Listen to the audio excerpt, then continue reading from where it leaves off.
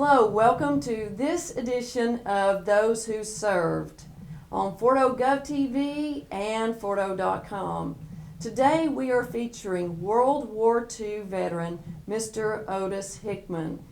Mr. Hickman has lived in this area since 1941 when his eldest brother was inducted. He was drafted into the service and went through the service center here in Fort Oglethorpe, Georgia. Mr. Hickman, thank you for joining us today. You're welcome. So excited to talk to you and learning about your accomplished military career as well as your career outside the military since you retired. You wanted to go into the service. Yes, I did. You were gainfully employed in Rossville, Georgia, working at Ryan's Pharmacy. Is that correct? Ryan's Pharmacy, which is no longer there, but you were accomplished there. You started out and you were making how much per week? I'm ashamed to tell you, but I was making tops, I guess. I made $9 a week. $9 a $9 a week when I worked there. And then when I went across the street, I got a raise to 12. Went across the street. You went to work at Roy's Grill, and everyone knows Roy's Grill. Been there since 1932. And you were there as a cook, and you started learning a lot there with food services, correct? That is correct. At 16 years old, the manager, Jim Lewis, the owner's brother, he had to have cataract surgery. So they take him to Chattanooga to the eye center, and they remove these cataracts. So that left me there in charge of the whole shebang, no checks, no nothing. So I go ask him, I said, well, what am I going to do about all these bills? How are we going to pay them? So forth and so on. Well, just sign Roy's name to it. I said, I can't do that. He said, oh, yeah, you can. I said, I'll authorize it for you. Go down to the Hamilton National Bank and tell Mr. Garner who you are and tell him that you're going to be taking care of all the payouts and all that and another over there. And I have authorized you to sign Roy's signature. So I had to learn how to do Roy's signature to the best I could, you know. And I learned how to do his signature and all these things. And I went down there and I talked to Mr. Garner, and, well, you're too young for this kind of business. I said, well, yeah, I know I'm young, but I can handle it. You know, I guess I was a little overconfident, but I look at it now, I wasn't too overconfident because I knew I could do it. You know, and so I took the responsibility of running the place while he was in the hospital and all that stuff. Wow. During that period of time. Trial by fire. You jumped in, you took over it, and you proved yourself. Mm-hmm. You had begun working at Ryan's Pharmacy when you were 13, 14 years old. Mm-hmm. Then at 16, you're running Roy's Grill. Mm-hmm. And at that time, you got a raise from Roy's Grill. You were making $18 per week. Mm-hmm. Now, you weren't in school, though. There were 10 children in your family, and you were helping to support the family. Mm-hmm. Your two older brothers by that time had been drafted. They were in service. Mm-hmm.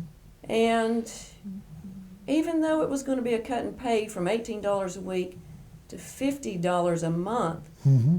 you wanted to serve. I sure did.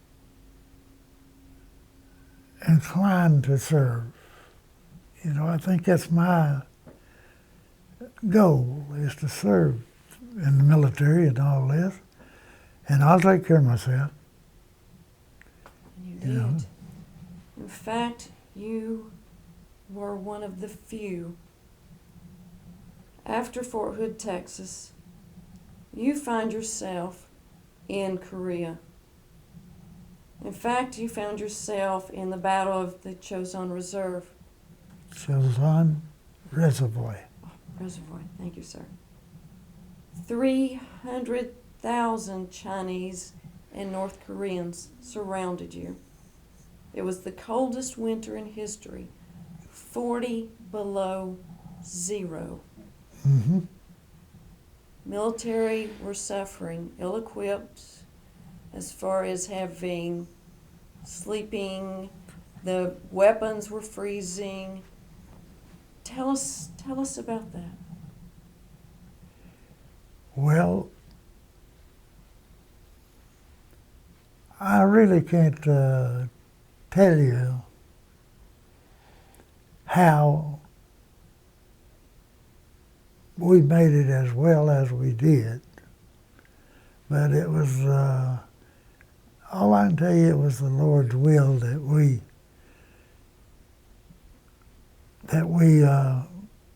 survived, and we took over the targets that we're supposed to take, and we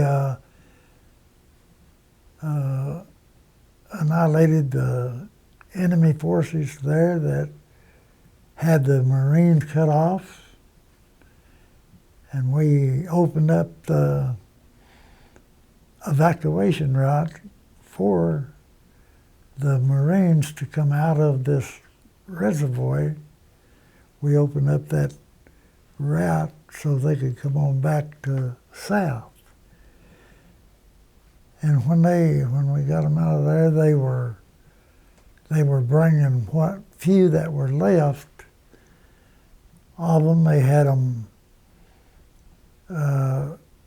tied on their artillery pieces. They had them just tied across them, and they had them hanging on the sides of their ragged vehicles and just wherever. And the ones that were still movable, they were dragging out of there and with their weapons as walking sticks, this, that, and another, you know, and it was awful, just to be honest with you. It was terrible. I'm sure, sir. And I don't know how we done it, but we done it, you know. You survived that conflict. Mm-hmm. And then I had to all these other conflicts to fight out here in this world, and they were just about as bad as the military. Well, I hope Out there, out here in the hallway, right there in the corner, there's a picture out there of the Chosen Few monument. And with all, I had that picture made and I presented it to the Post. And it's a breakdown of how many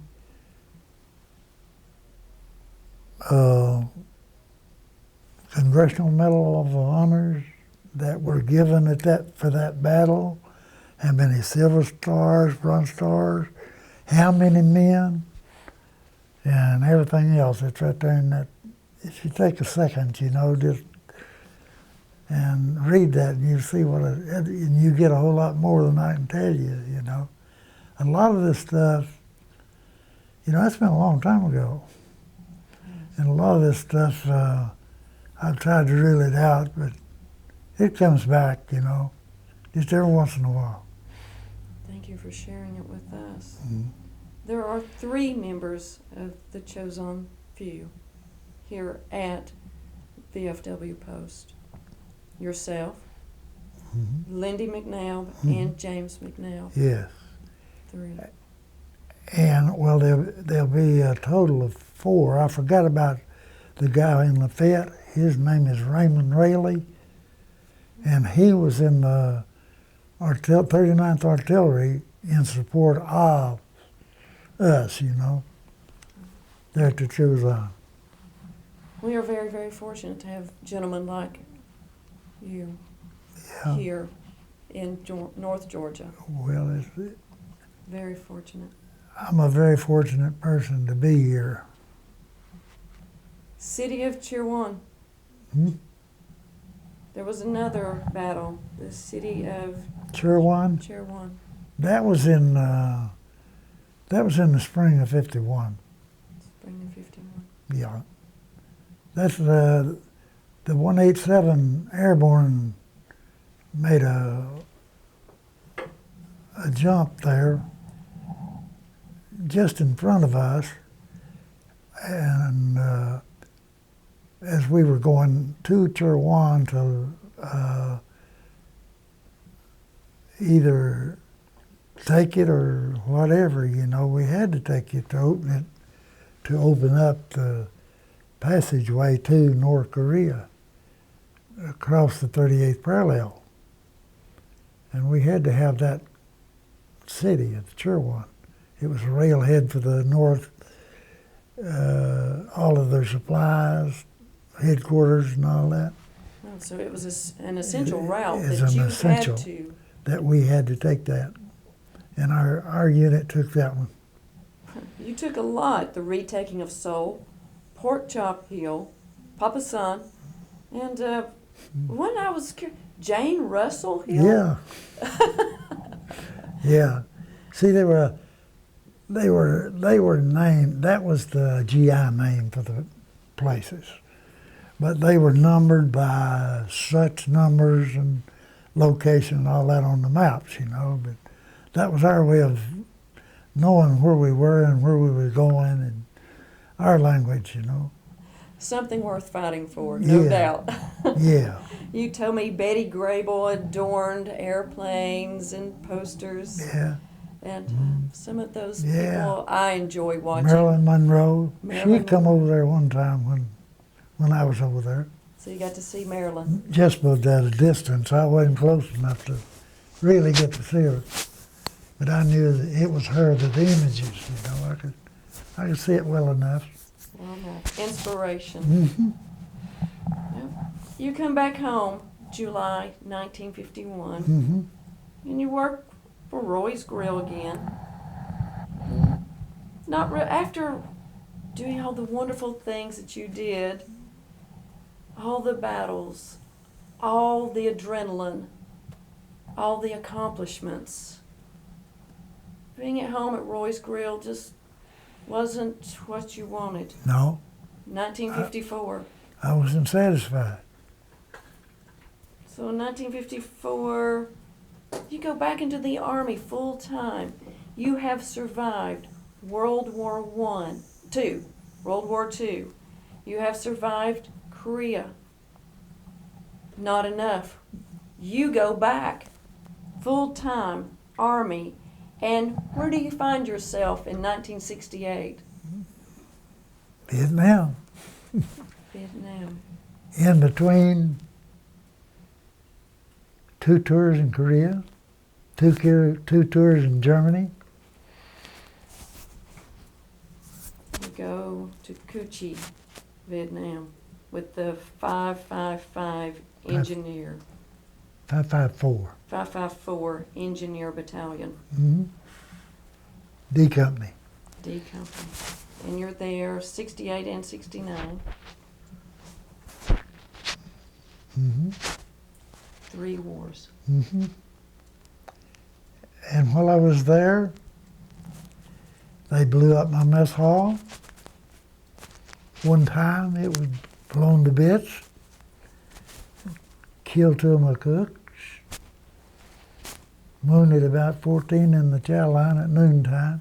Some one of the employees planted a time bomb in the tray rack in the mess tray rack and set it for noontime.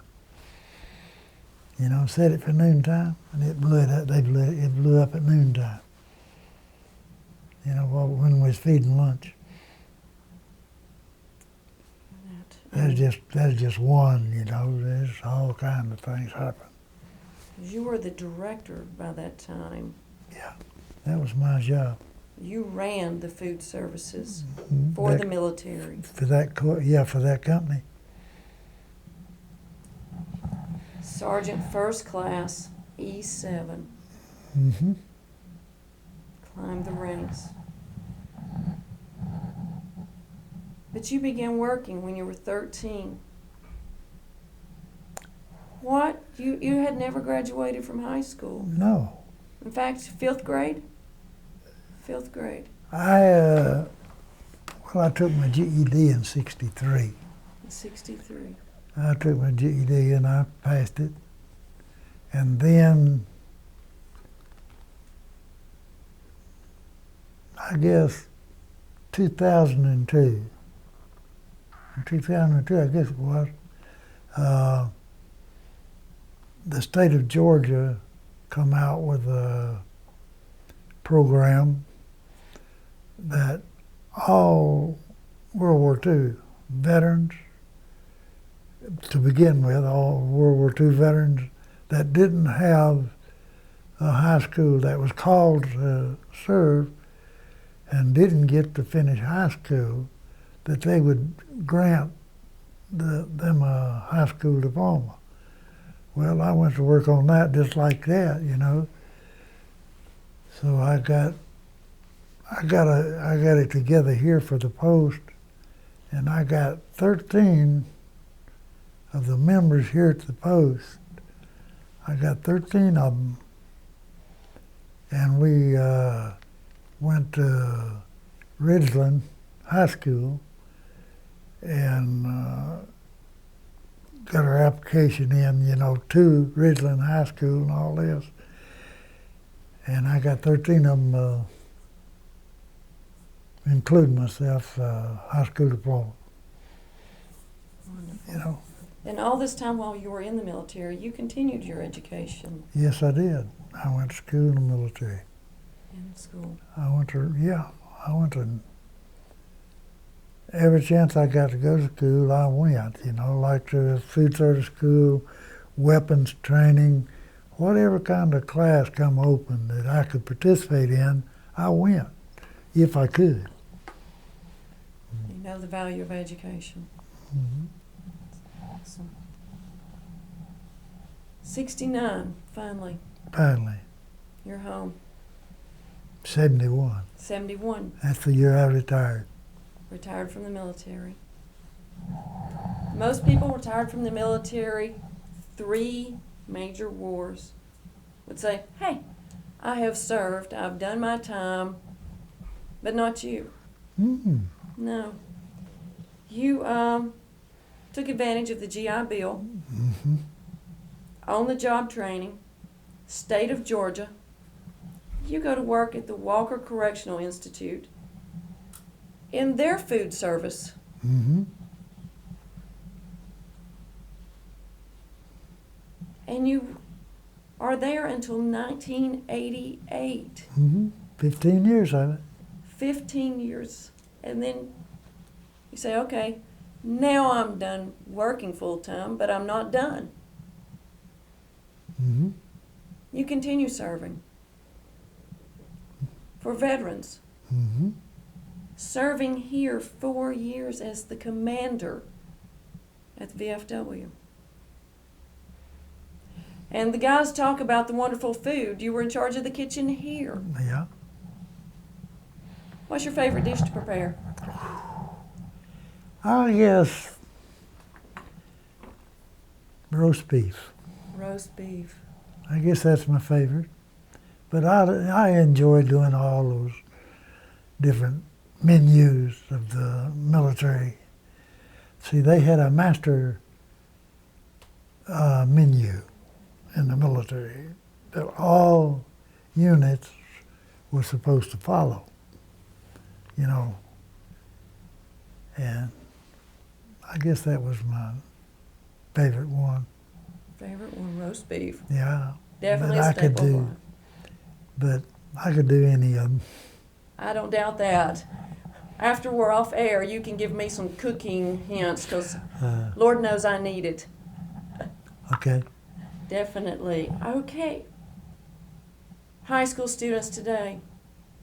I don't know what I want to be when I grow up. I don't know what is there. What would you tell these high school kids who are about to go out, about to graduate, about to enter the world? What I would tell them is finish their high school first, and then choose the field you want to go to, and when you choose that field, stick with it, Stick with it. and you'll accomplish whatever you want to. Because you have stuck with it and have been extremely successful, Mm-hmm. serving throughout the world. Mm-hmm. What would you tell other members of the military service?